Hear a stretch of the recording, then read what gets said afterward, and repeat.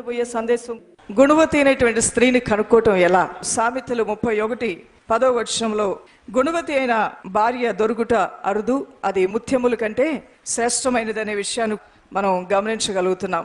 గుణవతి అయినటువంటి ఉమెన్లో 3 విధాలైన క్వాలిఫికేషన్స్ ఉండి తీరాలి. మొట్టమొదటిగా దైవజన్మ, సామెతలు 31:30 she must fear the lord. గుణవతి అయినటువంటి స్త్రీ తప్పకుండా దేవునికి భయపడే స్త్రీగా ఉండాలి. ఒక స్త్రీ అన్ని విషయాల్లో ముందుకు రావాలన్నా, దేవుని యొక్క కృప స్త్రీ పైన మెండుగా ఉండాలన్నా, ఆమె అడుగుపెట్టిన ప్రతి స్థలంలో ఆమె ఆశీర్వాదకరంగా, అది కుటుంబంలో ఒక తల్లిగా అయినా, ఒక భార్యగా అయినా, ఆడపడుచుగా అయినా, సంఘ కార్యక్రమాలు నిర్వర్తిస్తున్న వ్యక్తిగా అయినా, మొట్టమొదటిగా కలిగి ఉండవలసింది ఏంటంటే దేవుని యొక్క భయము కలిగి ఉండాలి. భయభక్తులు కలిగిన స్త్రీలో ఉండే లక్షణాలు ఈ విధంగా ఉంటాయి దైవజనమ. ఫస్ట్ వన్, సామెతలు 3:7 డిపార్చర్ ఫ్రమ్ ఈవిల్, చీకటి కార్యాల నుండి ప్రత్యేకించబడిన స్త్రీగా ఉంటుంది. Sacrificial desire to please God, త్యాగపూరితమైనటువంటి భక్తి కలిగి దేవుని సంతోషపరిచే స్వభావము ఇటువంటి స్త్రీ కలిగి ఉంటుంది. మూడవదిగా సుప్రీం ఒబీడియన్స్, ఎప్పుడూ కూడా దేవుని విషయాల్లో తాను పూర్తిగా తగ్గించుకొని అన్ని విషయాల్లో కూడా తను మైనంలాగా కరిగిపోతూ ఇతరులకు వెలిగించేదానిలాగా ఉంటుంది. నాలుగవదిగా సామెతలు 14:2 an upright walk, యథార్థముగా ప్రవర్తించేవాడు యెహోవా యందు భయభక్తులు గలవాడు. యథార్థంగా నడుచుకునే స్త్రీగా ఆవిడ ఉంటుంది. ఐదవదిగా డిలైట్ ఇన్ గాడ్స్ కమాండ్మెంట్స్, 112:1 చెప్పినట్లుగా భయభక్తులు కలిగి ఆజ్ఞలందు ఆనందించే వ్యక్తిగా ఉంటుంది స్త్రీ. ఆరవదిగా సింగిల్నెస్ ఆఫ్ హార్ట్, కొలస్సీలు రాసిన పత్రిక 3:22 చెప్పబడినట్లుగా శుద్ధ అంత అలంకరణ కలిగి ఉంటుంది. ఈవిడ ఎప్పుడు కూడా తన హృదయంలో పైకి ఏమున్నా లేకపోయినా హృదయంలో మాత్రం శుద్ధ అలంకరణ, దేవుడు చూసినప్పుడు కడిగిన ముచ్చలాగా కనబడుతూ ఉంటుందంట ఆవిడ. ఏడవదిగా జనరల్ సబ్మిషన్, ఎఫెసీయులు రాసిన పత్రిక 5:21 రాయబడినట్టుగా శిరస్సుకి ఎప్పుడు కూడా లోబడి ఉంటుంది. తన ఎంత జ్ఞాని అయినా, తన ఎంత చదువుకున్నా, తన ఎంత అందచందాలున్నా, ఎంత తలాంతులున్నా తను తగ్గించుకోవడానికే ఇష్టపడుతుంది తప్ప తన భర్తతో పోల్చుకోవడానికి కానీ, తన భర్త కన్నా తన కొమ్ముని లేవనెత్తుకోవడానికి కానీ ఆమె ఇష్టపడదు. శిరస్సుగానే ఉంచుతుంది. ఆమె తన బాధ్యతలు తన భర్త పట్ల, తన కుటుంబం పట్ల నిర్వర్తించే వ్యక్తిగా ఉంటుంది. ఎనిమిదవదిగా తీతు రాసిన పత్రిక 2:3 ప్రవర్తన యందు భయభక్తులు కలిగి ఉంటుంది. A virtuous woman will have overall behaviour that becomes holiness. ఆవిడ అన్ని విధాలుగా గమనిస్తే అన్ని విషయాల్లో పరిపూర్ణమైన పవిత్రత కలిగిన స్త్రీగా ఉంటుంది గుణవతి అయిన స్త్రీ. 9వదిగా she will worship God as her highest goal in life. దేవుణ్ణి ఆరాధించడమే తన జీవితంలో ప్రధానమైన ధ్యేయంగా పెట్టుకుంటుంది. ఎంత పనున్నా సరే దేవునికి ఇవ్వాల్సిన సమయాన్ని ఆవిడ దొంగిలించదు, కానీ ఆరాధనకు, స్తుతికి ఎక్కువ సమయం ఇచ్చే స్త్రీగా కూడా ఉంటుంది. 10వది she will be totally committed to living by God's word. ఈవిడ పూర్తిగా దేవుని యొక్క వాక్యానుసారంగా మాత్రమే జీవించాలి. తనకి ఎన్ని సొంత అభిప్రాయాలున్నా, తనకి ఎంత సొంత ఆలోచనలున్నా, ఎన్ని తలాంతులున్నా పూర్తిగా దేవుని వాక్యానికి మాత్రమే ఆమె లోబడి తన జీవితంలో ముందు కొనసాగడానికి ఇష్టపడుతుంది.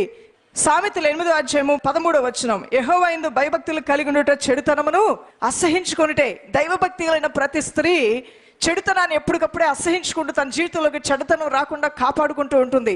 ఇదే ఒక గుణవంతురాలకు ఉండవలసినటువంటి గొప్ప లక్షణం అని చెప్పుకోవచ్చు. సామెతలు 3:7 యెహోవా యందు భయభక్తులు కలిగి చెడుతనమును విడిచిపెట్టుము, అప్పుడు నీ దేహమునకు ఆరోగ్యం కలుగుతుంది. దైవభక్తి కలిగిన ప్రతి స్త్రీ కూడా నేను ఎక్కడ ఉన్నా సరే నా దేవునికి నేను కనుమరుగై ఉండలేను, నా దేవుడు నన్ను పరిశీలిస్తున్నాడు, పరీక్షిస్తున్నాడు అనేటువంటి జాగ్రత్త కలిగి జీవించడానికి ఎప్పటికప్పుడే తన మాటలు, తన చూపులు, తన ఆలోచన, తన వస్త్రధారణ విషయంలో, తన సంబంధ బాంధవ్యాల విషయంలో, తన ఫోన్ సంభాషణ విషయంలో, అన్ని విషయాల్లో కూడా బహు జాగ్రత్త కలిగి ఉంటుంది.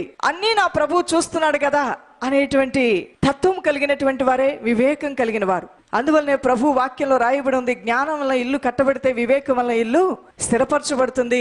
సామెతలు 11:22 వివేకం లేని సుందర స్త్రీ పంది ముక్కున ఉన్న బంగారు కమ్మె వంటిది.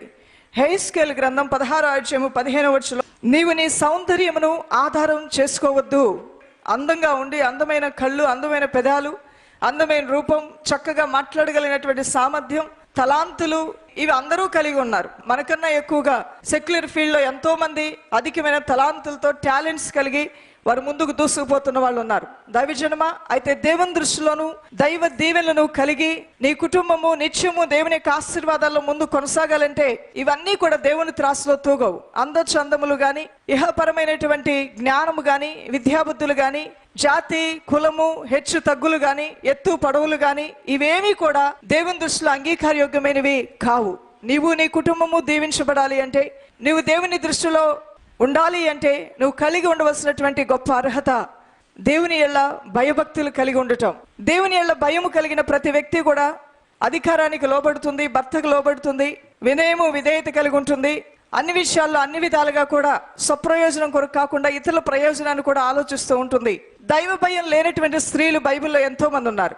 దైవ భయం లేకుండా వారు జీవించి దేవుని ఆజ్ఞకు లోబడకుండా వారి జీవితాలను వారు పాడు చేసుకున్నారు. వారి కుటుంబాలని, వారి రాజ్యాలను కూడా పాడు చేసుకున్నారు. న్యాయాధిపతులు 16వ అధ్యాయము 16వ వచనంలో సంసోన్ను శోధించినటువంటి ఒక స్త్రీ, ఆమె దెలీలా, అభిషేకం పొందిన దైవజనుడి యొక్క దర్శనాన్ని తారుమారు చేసి అజ్ఞానముతో అతని జీవితంలో ప్రవేశించి ప్రలోభపడి దేవుని యొక్క ఉన్నతమైన ఉద్దేశాలు గ్రహించలేక అతని జీవితాన్ని చిన్నాభిన్నం చేసినటువంటి స్త్రీ మూఢురాలు దెలీలా అని చెప్పవచ్చు. మొదటి రాజుల గ్రంథం 21వ అధ్యాయము 7 నుండి 25 వచనాలు చూస్తే భర్తను కీడు చేయడానికి ప్రేరేపించినటువంటి మరొక మూఢురాలు ఉన్నది యెజబెలు.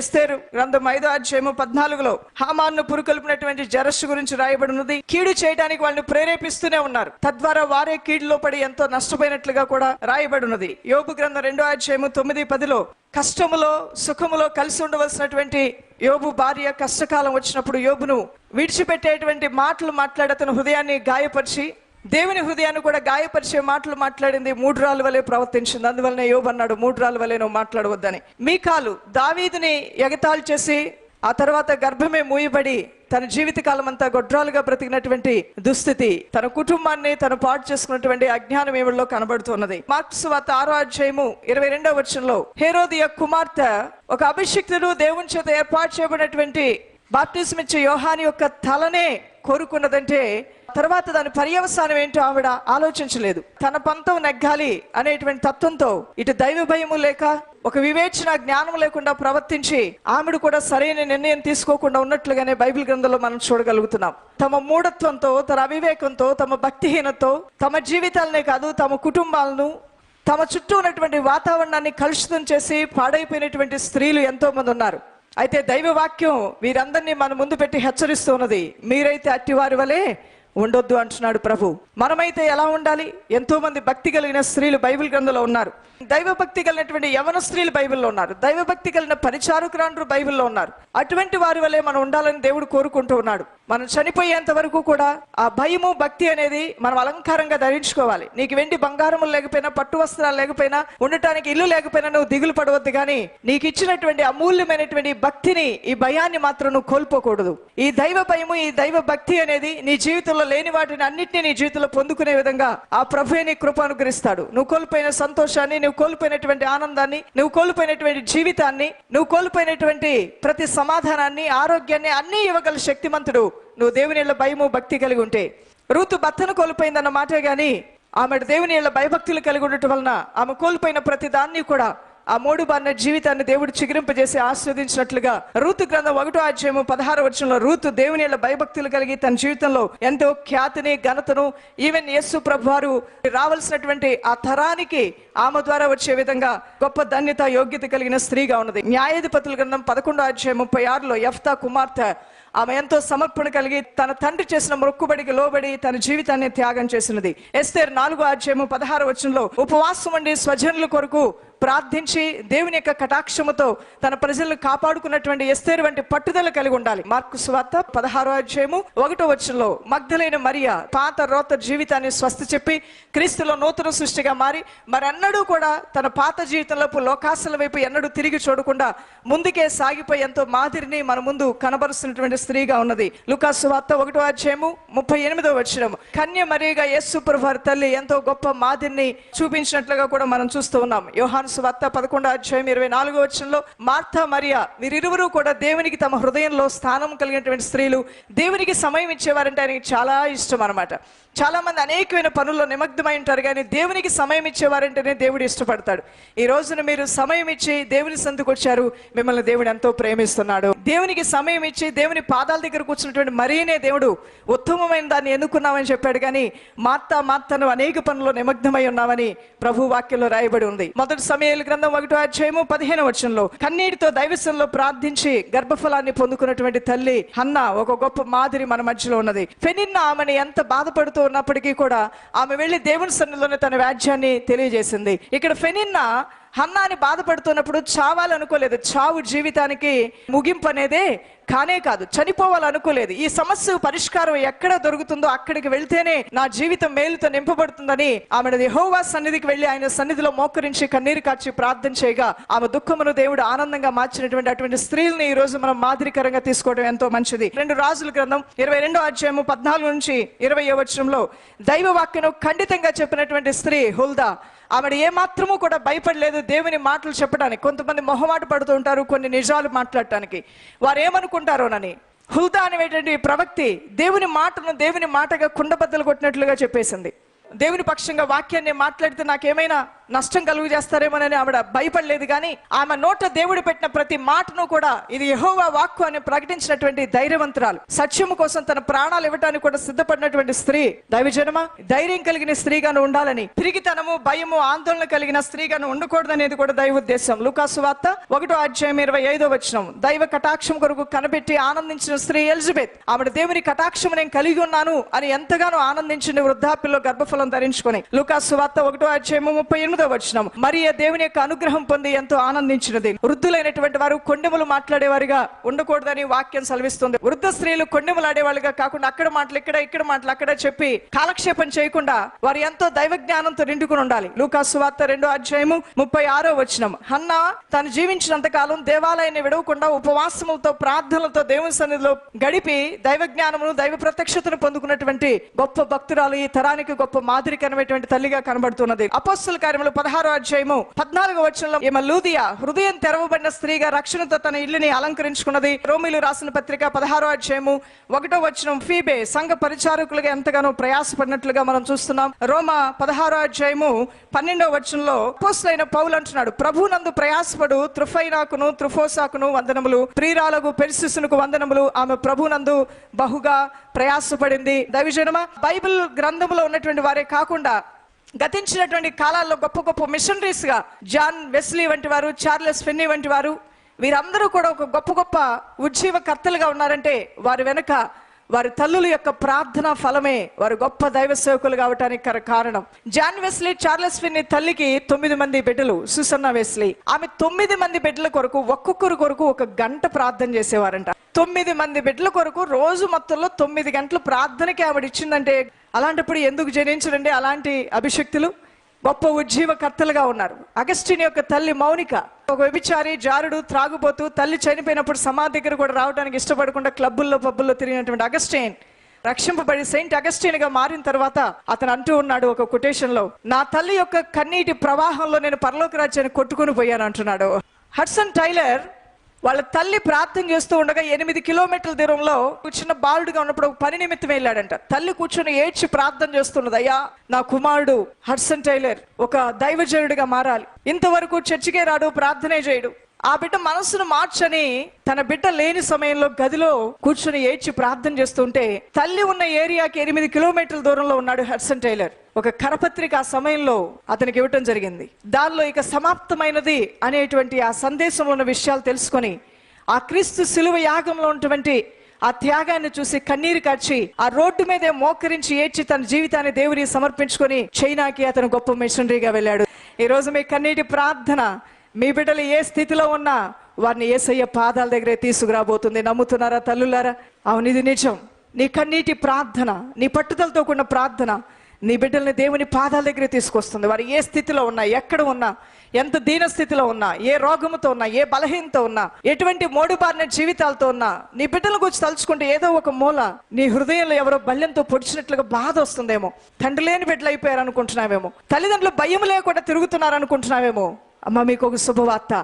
అనేక మంది తల్లులు వారి బిడ్డల కొరకు ప్రార్థన చేసి వారిని మరలా దేవుని యొక్క పాదాల దగ్గరకు నడిపించుకునేటువంటి శక్తిని వారు పొందుకోగలేంది. నీవు ఈ రోజున అది పొందుకోలేవా? నీ దేవుడు నీకు సహాయం చేయడా? నిశ్చయముగా చేస్తాడు. 103వ కీర్తన 13వ వచనం. తన యందు భయభక్తులు గారి వారి పట్ల ఆయన మంచి జాలి కలిగినటువంటి దేవుడిగా ఉండి ఆయన తన కార్యాలు జరిగిస్తూ ఉంటాడు. దేవుని బిడ్డలారా, ఈ రీతిగా ఎప్పుడైతే దేవుని భయభక్తులు కలిగి ఉండటానికి ఇష్టపడతావో అటువంటి వారి తలలపైకి ఆశీర్వాదాలు వస్తాయి. ఎటువంటి ఆశీర్వాదాలు వస్తాయో కూడా నేను చెప్తాను. సామెతలు 22వ అధ్యాయం 4వ వచనం. యెహోవా యందు భయభక్తులు కలిగి ఉండుట వినయమునకు ప్రతిఫలము, ఐశ్వర్యమును, ఘనతయు, జీవమును దాని వలన కలుగుతాయంట. నువ్వు ఎప్పుడైతే దేవుని భయభక్తులు కలిగి ఉంటావో ఐశ్వర్యము, ఘనత, కీర్తి నీ గుమ్మంలోకి రావటం నువ్వు చూడగలుగుతావు. సామెతలు 10:27 యెహోవా యందు భయభక్తులు కలిగి ఉంటా దీర్ఘాయువునకు కారణం.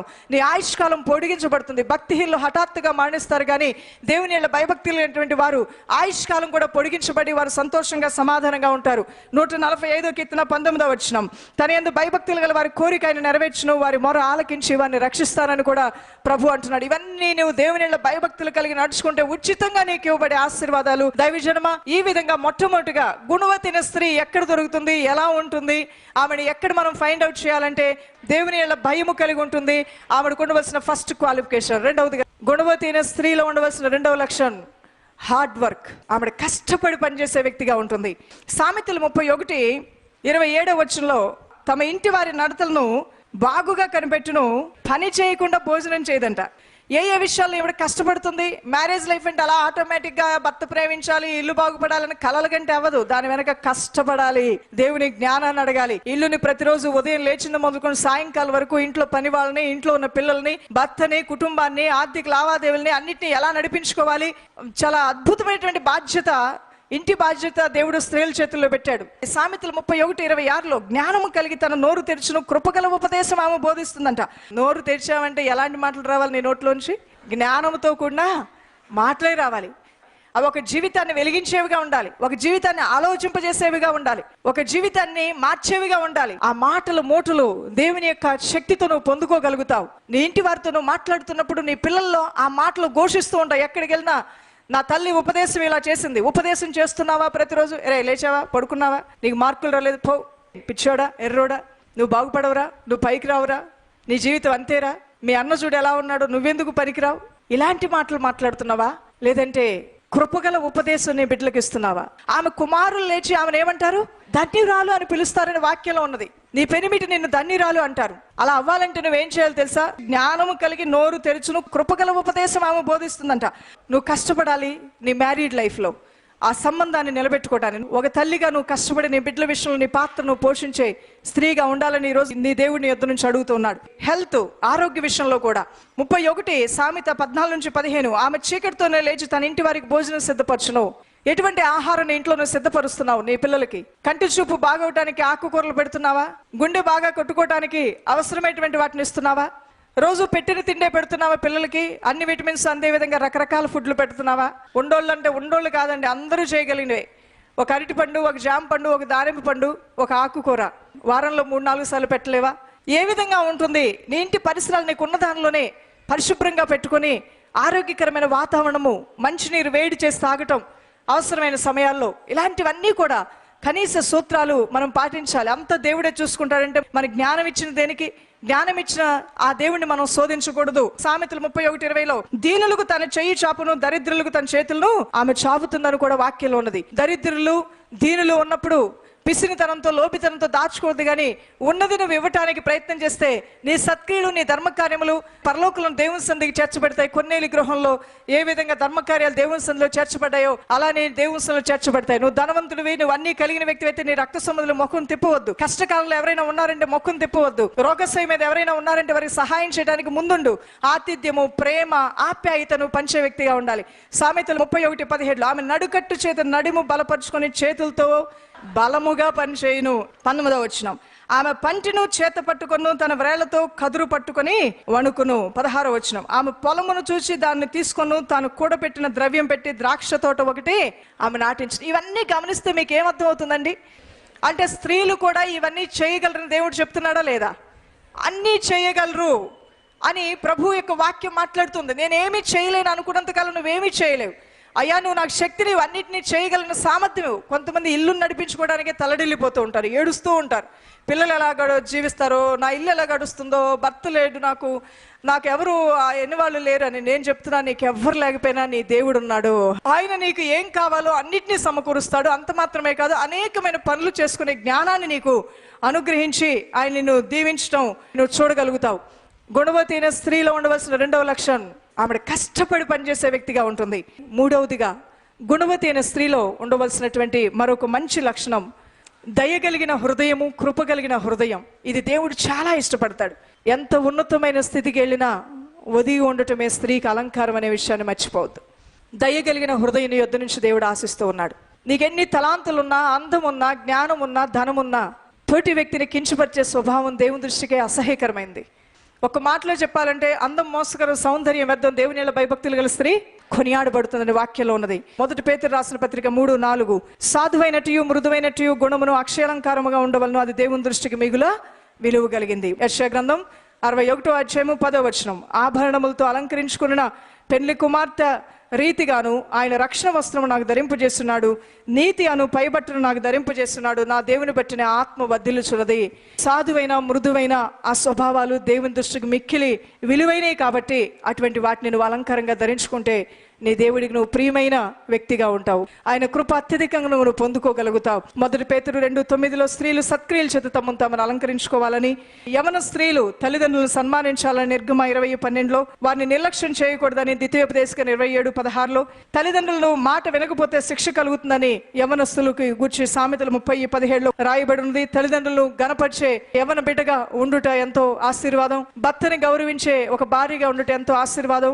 బిడ్డల చేత ఘనత పొందే ఒక స్త్రీగా ఉండటం ఎంతో ఆశీర్వాదం. అన్నిటికన్నా శ్రేష్టమైనది దేవుని దృష్టిలో అంగీకారయోగ్యమైన భక్తి కలిగి నిన్ను అలంకరించుకోవటం అనేది ఎంతో ఆశీర్వాదం. దైవజనమ ఒక్క మాటలో చెప్పాలంటే స్త్రీకి దేవుడిచ్చిన ఆధిక్యత ఎంతో గొప్పది.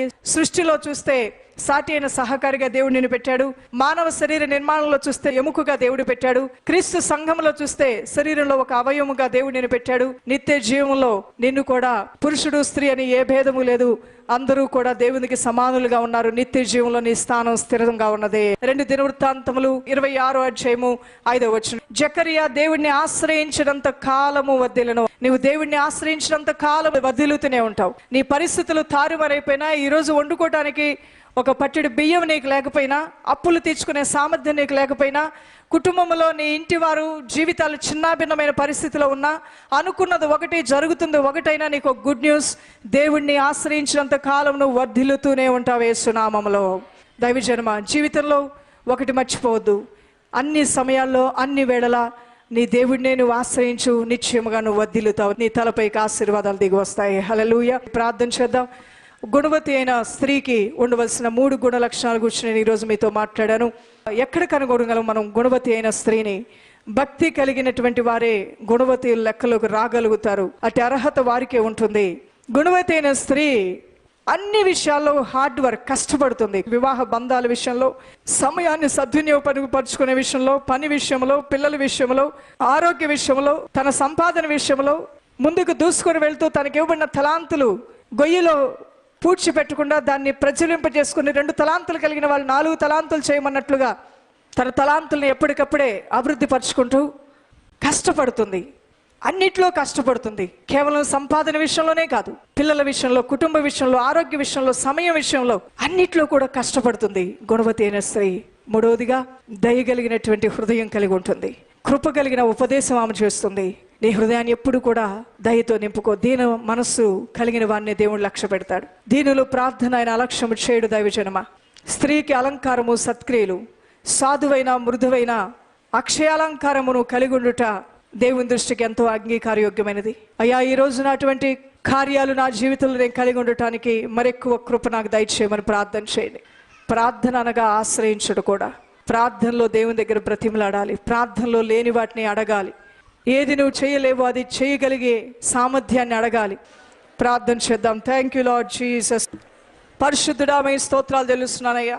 సర్వశక్తిమంతుడు, ఆశ్చర్యకరుడా, నీ నామాన్ని మహింపరుస్తున్నాను. నీ ప్రియులైన వారు నీ బిడ్డలు ప్రార్థనలు చేయుచుండగా, వారి కన్నీటి ప్రార్థనలు, వారి విజ్ఞాపనలు, వారి హృదయంలో విత్తబడిన వాక్యము ఫలించినట్లుగా వారు మొరపెడుతూ ఉండగా, నీ మొరలు నేను ఆలకించితేనే, నీ విజ్ఞాపనలు నేను ప్రార్థనలు వింటిని అన్నట్లుగా, నా సముఖమునకు నీ విజ్ఞాపనలు చేర్చబడ్డాయి అన్నట్లుగా, అయ్యా మా కంఠస్వరము పరమందున్న దేవునికి వినబడినట్లుగా మేము ప్రార్థన చేస్తున్నాం రాజా.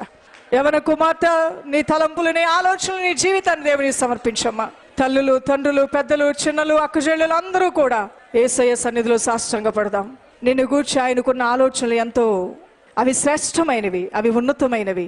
ఎవరు ఏమనుకున్నా నిన్ను సృష్టించిన దేవుడు మాత్రం నిన్ను యోగ్యురాలుగాను, ఘనురాలుగాను, జ్ఞానవంతురాలుగాను, సామర్థ్యవంతురాలుగాను, మంచి సహకారిగాను, నిత్య జీవానికి వారసురాలుగానే చూస్తున్నాడమ్మా. నీ బలహీనతలో దేవుని బలాన్ని అడుగు. పరిశుద్ధాత్మ దేవుడు నిన్ను ఆయన ఆవరిస్తాడు, ఆయన కమ్ముకుంటాడు, ఆయన శక్తితో నిన్ను నింపుతాడు. ప్రభువా, ప్రతి బిడ్డని దర్శించుండయ్యా. వారు మంచి ఉపదేశం చేయవారుగాను, కృపగల మాటలు పలుకువారుగాను, వారు బయటికి వెళ్ళినా లోపలికి వచ్చిన దేవుని ఆశీర్వాదం పొందిన వారుగాను, ఈ పట్టణంలో వారు దీవెన పొందే గృహాలుగాను, ఈ దేశంలో వారి తలపైకి లేవనెత్తబడినట్లుగా యాకోబులో ఉన్న ప్రతి మంచితనము వారి జీవితంలో నువ్వు కనబర్చుండయ్యా. నీతిమంతులకి ఇచ్చే ఆశీర్వాదములు, నీళ్ళ భయభక్తులు కలిగినటువంటి వారికి ఇచ్చే ఆశీర్వాదములు, గుణవంతురాలకి జ్ఞానవంతురాలకి నువ్వు అనుగ్రహించే ప్రతి ఆశీర్వాదం నీ ప్రియులకు దయచేయండి. సర్వోన్నతమైన దేవుడు యేసుక్రీస్తు శక్తిగల నామంలో ప్రార్థించి వేడుకొంచున్నాం మా ప్రియ తండ్రి. ఆమేన్.